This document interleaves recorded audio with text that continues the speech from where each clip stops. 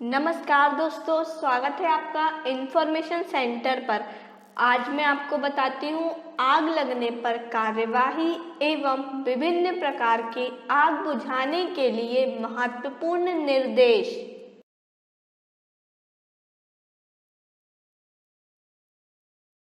आग लगने पर पता चलने पर तुरंत निम्नलिखित कार्यवाही एक साथ की जाएगी। पहला, दूसरों को चेतावनी देने के लिए आग आग चिल्लाएं, आग की घंटी बजाएं और सहायता के लिए दूसरों को बुलाने के लिए किसी को भेजें। दूसरा, अग्निशामकों, आग बुझाने की बाल्टियों या किन्हीं दूसरे साधनों का जो समीप उपलब्ध हो, समुचित प्रयोग करके आग को प्रारंभिक अवस्था में ही बुझाने का प्रयास करें। तीसरा, रेलवे दमकल, नगर दमकल तथा ड्यूटी पर उपस्थित वरिष्ठतम रेल कर्मचारी को इसकी सूचना दें और उन्हें संक्षेप में आग लगने का सही स्थान बताएं और यदि समय हो तो यह भी बताएं कि आग से कितना सामान घिर गया है। चौथा, यदि कोई व्यक्ति खतरे में हो तो उसे बचाएं और घायलों को तुरंत ही निकटतम अस्पताल में भेजें। प्रलेखों तथा संपत्ति को बचाएं। पांचवा, बिजली संस्थानों में आग लगने पर किसी अग्निशामक का प्रयोग करने या उन संस्थापनों पर पानी डालने से पूर्व मुख्य स्विचों को बंद कर दें। यदि ऐसा नहीं किया जाता है तो वह घातक सिद्ध हो सकता है, क्योंकि पानी बिजली का सुचालक है। छठवां, यदि आग फैल गई हो तो जब तक बुझाने के उपकरण इसके लिए तैयार ना कर लिए जाएं या दमकल दस्ता पहुंच ना जाए, तब तक कमरे, सवारी डिब्बे, माल डिब्बे आदि के दरवाजे और खिड़कियां बंद रखी जाएं। दरवाजे खुले और सड़क अवरोध रहित रखें ताकि दमकल आसानी से जा सके। सातवां, यदि आग के आसपास कोई सवारी या माल डिब्बे खड़े हों तो उन्हें धकेल कर दूर कर दिया जाए और यदि कोई अन्य दहनशील सामान हो तो उसे हटा दिया जाए ताकि आग फैलने ना पाए। इसके अतिरिक्त प्रभावित क्षेत्र के आसपास शंटिंग बंद कर दी जाए। आठवां, घटना स्थल पर उपस्थित वरिष्ठतम अधिकारी पदाधिकारी को आग बुझाने के कार्य को व्यवस्थित तथा सुचारू रूप से करने के लिए बाल्टियों को हाथों हाथ आगे भेजने की विधि अपनानी चाहिए तथा आग बुझाने वाला दल, जान और माल की रक्षा करने वाला दल और चौकसी दल की व्यवस्था करनी चाहिए। नौवां, आग बुझाने के लिए आग बुझाने के उपलब्ध उपकरणों को तुरंत प्रयोग में लाया जाए। यदि परिसर में दमकल नल और हौज पाइप ना हो तो नल से हौज पाइप तक लाइन बिछा दी जाए और वाटर जेट चालू कर दिया जाए। यदि अपेक्षित हो तो आग बुझाने के लिए वाटर कॉलमों और पानी की सप्लाई के अन्य साधनों का निर्बाध रूप से प्रयोग किया जा सकता है। यदि किसी सवारी डिब्बे या माल डिब्बे में आग लग जाए तो उसे तत्काल निकटतम वाटर कॉलम या नल के नीचे खड़ा कर दे। यदि किसी सील बंद माल डिब्बे में आग का पता चले तो सील लॉक और रिक्टों को तत्काल तोड़ दिया जाए।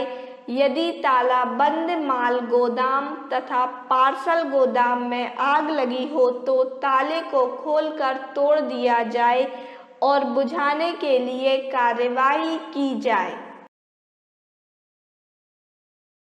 10वां, दमकल के पहुंचते ही अग्निशामक को पानी की सप्लाई के निकटतम साधन और आग की लपेट में आए हुए सामान आदि तथा आशंकित जोखिम से अवगत कराया जाए और उसे हर प्रकार से अपेक्षित सहयोग दिया जाए। दमकल दस्ते के वरिष्ठतम पदाधिकारी की यह जिम्मेदारी होगी कि यूनिट दक्षतापूर्वक आग बुझाने का कार्य करती है। 11वां, आग लगने के संबंध में अविलंब जांच करके उसका कारण सुनिश्चित किया जाए। यदि तोड़फोड़ या आग जानबूझकर लगाने का संदेह हो और महत्वपूर्ण सुराग मिले अथवा पाए जाएं तो उन्हें सुरक्षित रखा जाए। विभिन्न प्रकार के आग के लिए सावधानियां एवं कार्यवाही। बिजली से लगने वाली आग, निम्नलिखित सावधानियां अवश्य बरती जाएं। पहला, अग्निशामक को प्रयोग करने के पहले स्विच ऑफ करके उसका करंट बंद कर दिया जाए।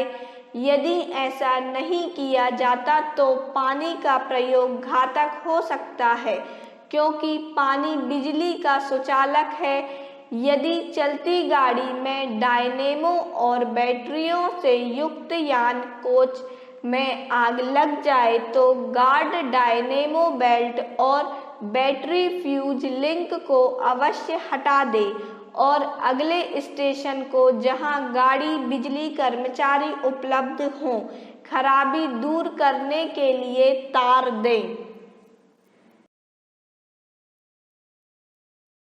दूसरा, बिजली विभाग को इसकी सूचना दें जो उस क्षेत्र में सप्लाई होने वाली बिजली के सर्किट के स्विच को बंद करेगा। तीसरा, अग्नि स्थल पर आग बुझाने के कार्य का इंचार्ज स्वयं यह तसल्ली करेगा कि प्रभावित क्षेत्र पर बिजली की सप्लाई काट दी गई है। चौथा, केवल CTC या CO 2 टाइप के अग्निशामक या सूखी बालू प्रयोग में लाएं। पांचवा, यदि दमकल दस्ता बुलाया जाए तो बिजली विभाग का एक जिम्मेदार पदाधिकारी आग बुझाने का कार्य आरंभ होने से पहले आग के निकटवर्ती सभी बिजली उपकरणों को निष्क्रिय कर देगा।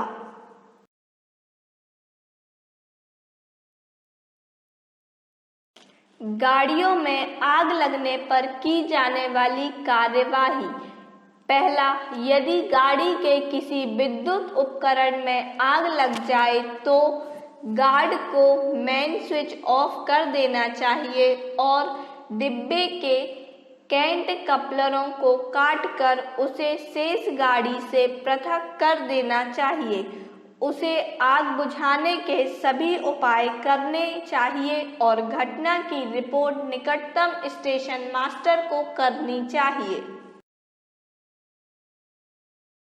दूसरा, यदि संभव हो तो साज सामान से लैस डिब्बे या फीडर कोच को शेष गाड़ी से काट देना चाहिए, अन्यथा बेल्ट फास्टनर पिन को हटाकर डायनेमो बेल्ट को बाहर निकाल लेना चाहिए।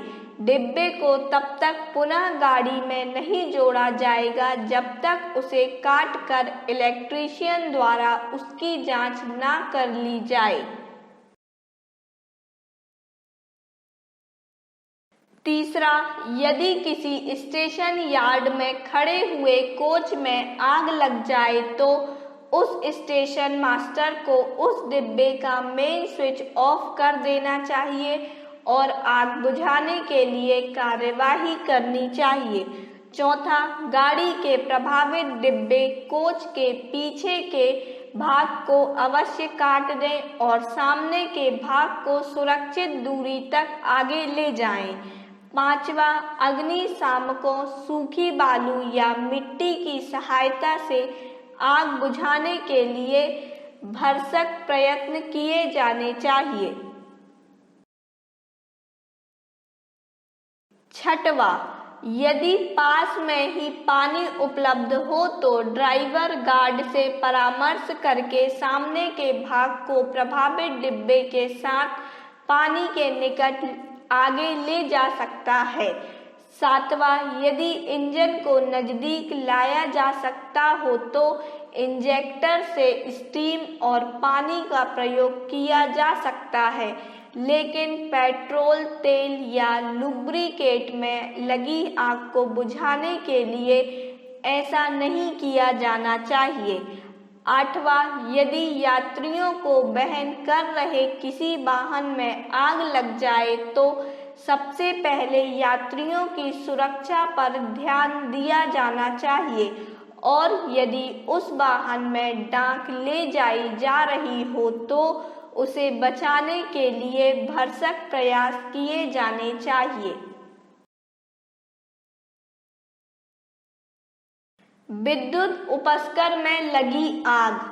पहला, ऊपरी उपस्कर में आग लगने पर उसके प्रभावित भाग को विद्युत वितरण प्रणाली से पृथक कर देना चाहिए और संबंधित टीपीसी को तत्काल सूचित करना चाहिए। दूसरा, यदि ऐसे व्यक्ति को जो बिजली की आग को बुझाने के लिए प्राधिकृत नहीं है, ऐसी आग लगी दिखाई दे तो वह उसे बुझाने का कोई प्रयास ना करके सीधे या निकटतम स्टेशन मास्टर के माध्यम से टीपीसी को सूचित करेगा।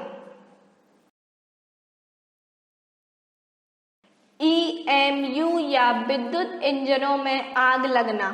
पहला, विद्युत गाड़ियों के संचालन नियमों के TSR 9 के अनुसार कार्यवाही की जानी चाहिए।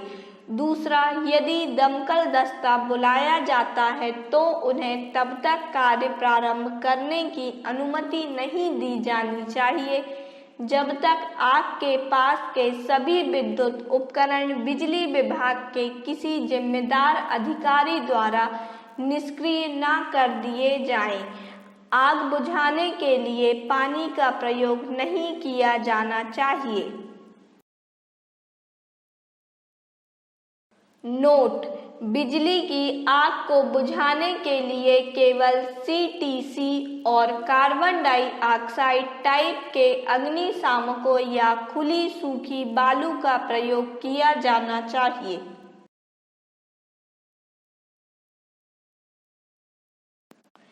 पेट्रोल या अन्य ज्वलनशील द्रवों, तेजाब या गैसों के कारण आग लगना। पहला, आग से प्रभावित माल डिब्बे, सवारी डिब्बे या क्षेत्र को अलग कर दिया जाए। दूसरा, माल डिब्बे को खोलते ही उसमें प्रवेश ना करें। इससे आप आग के शोले से जो खतरनाक हो सकते हैं बचे रहेंगे।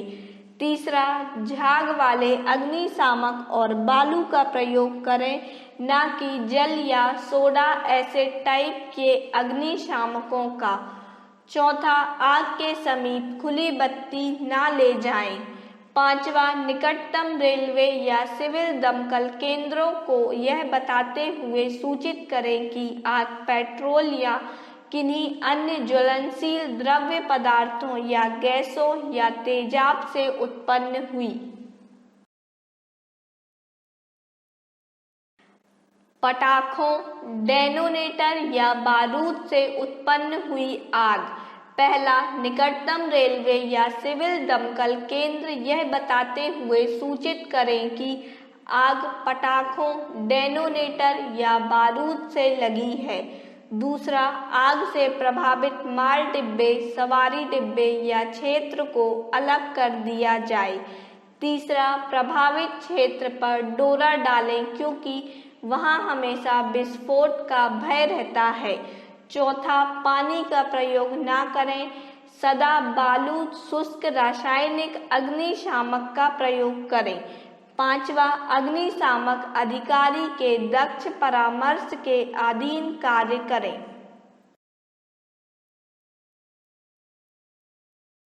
6वां, सुरागों को सुरक्षित रखें और आग लगने के वास्तविक कारण जैसे अत्यधिक गर्म होना, अकुशल या अपर्याप्त पैकिंग और पैकेजों को लापरवाही से संभालना आदि का पता लगाएं, क्योंकि मंडल रेल प्रबंधक को XXR तार द्वारा इसकी रिपोर्ट मुख्य विस्फोटक निरीक्षक और संबंधित विस्फोटक निरीक्षक को भेजनी होती है। 7वां, भीषण आग के मामलों में जब भयंकर और ज्वलनशील माल आग से प्रभावित हो और जहां आग लगने का कारण जानना कठिन हो, वहां या तो मुख्य विस्फोटक निरीक्षक के विभाग का एक प्रतिनिधि जांच में सहायता करने के लिए बुलाया जाए या विशिष्ट मुद्दों पर उसकी तकनीकी सलाह ली जाए।